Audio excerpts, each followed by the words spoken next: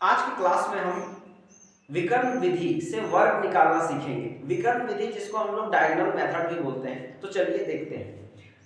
तो विकर्ण विधि से देखिए, विकर्ण किसे कहते हैं? जैसे आप कोई एक वर्ग, हम लोग कोई एक वर्ग बनाते हैं तो इसमें कोई भी एक लाइन इस प्रकार खींचा जाता है तो इसे ही बोला जाता है विकर्ण। यही है विकर्ण।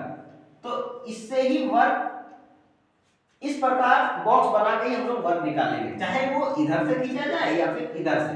हम लोग विकर्ण दोनों ओर से खींच सकते हैं। तो चलिए देखते हैं। तो सबसे पहले हम लोग को वर्ग निकालने के लिए हमें संख्या को देखना है। यहां पर कितने अंक हैं? एक, कितने अंक हैं? अंकों को देखना है कि अंक कितने, एक, दो, तीन अंक है। तो n बराबर 3। तो n बराबर 3 है तो इसका वर्ग कर देंगे। तो 3 का वर्ग करेंगे तो हो जाएगा 9। तो हमें बॉक्स कितने बनाने हैं? हमें बॉक्स 9 बॉक्स बनाने हैं। तो चलिए बनाते हैं। तो बॉक्स 9 बनाने हैं, इस प्रकार बनाएंगे। आपको अच्छे से बनाना है बॉक्स एकदम इस प्रकार। इसमें लाइन खींचेंगे। टोटल 9 बॉक्स बनाने हैं। 9 बॉक्स बन जाने के बाद, 9 बॉक्स बन जाने के बाद इन संख्याओं को, इन अंकों को लिखेंगे इस प्रकार 5, 3, 6। इन संख्याओं को इस प्रकार लिखेंगे और इसे रो में लिखे, फिर इसे कॉलम में लिखेंगे इस प्रकार। उसके बाद जैसा कि आप जानते हैं, ये डायगोनल को हम लोग मिलाएंगे इस प्रकार। विकर्ण विधि में इस प्रकार से हम लोग इसको मिलाएंगे, ऐसे मिलाते हुए चलेंगे।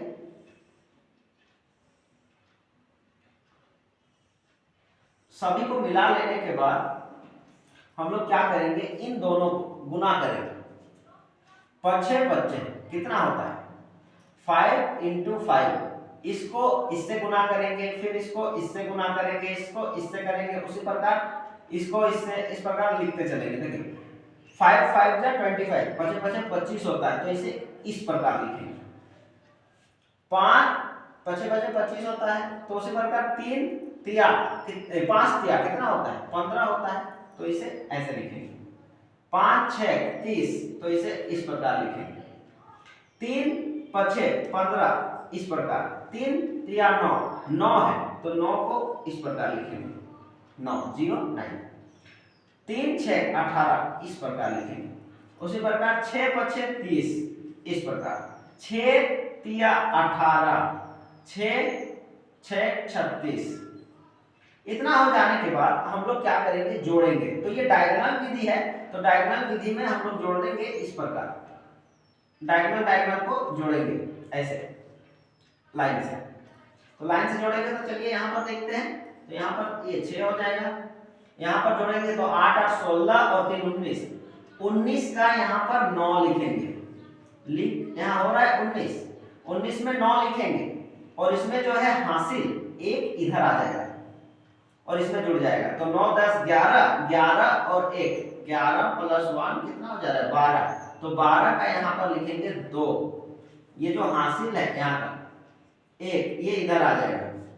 तो 5 3 5 5 10 और 6 16, 16 5 5 10 और 6 16 और 1 हासिल, तो हो जा रहा है 17।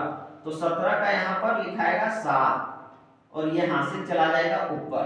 5 6 7, 5 6 7 हो रहा है तो 7 और ये हासिल 1, तो हो जाएगा 8। तो यहाँ पर 8 हो गया, इसे लिखेंगे।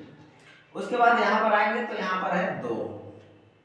तो इस प्रकार हम लोग जब इसका वर्ग निकालेंगे, 5 3 6 का वर्ग, इसलिए 536 का वर्ग हो जाएगा। हम लोग इधर से जोड़ते हुए आए, तो अब जब लिखना रहेगा आंसर तो हम लोग इधर से लिखेंगे। तो पहले इसको लिखेंगे, फिर इसको लिखेंगे, फिर इसको, फिर इसको, फिर इसको, फिर इसको। तो चलिए 2 8 7 2 9 6। तो ये हो गया 536 का वर्ग, यही है आंसर। तो इस प्रकार आप किसी भी संख्या का वर्ग विकर्ण विधि से आसानी से निकाल सकते हैं।